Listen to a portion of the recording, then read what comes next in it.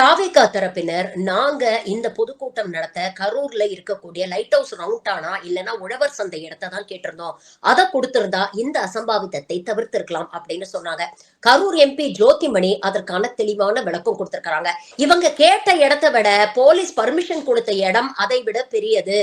இவங்க கேட்டிருந்த இடத்துல பர்மிஷன் கொடுத்திருந்தா இதை விட பெரிய அசம்பாவிதம் நடந்திருக்கும் அப்படிங்கிற விளக்கத்தை கொடுத்திருக்காங்க. பாருங்க.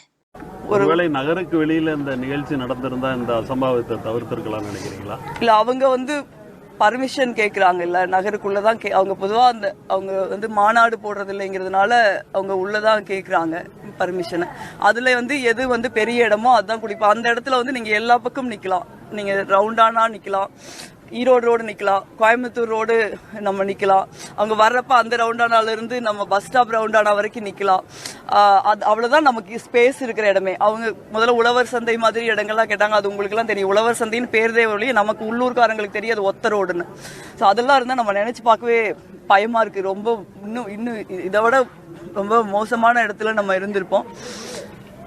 இது என்ன, யாருக்குமே அவங்க எல்லாம் கொடுங்க, எப்படியாவது கொடுங்க, எங்களுக்கு திருப்பி கொடுங்க அப்படி கேட்குறாங்க. எப்படி திருப்பி கொடுக்க முடியும்?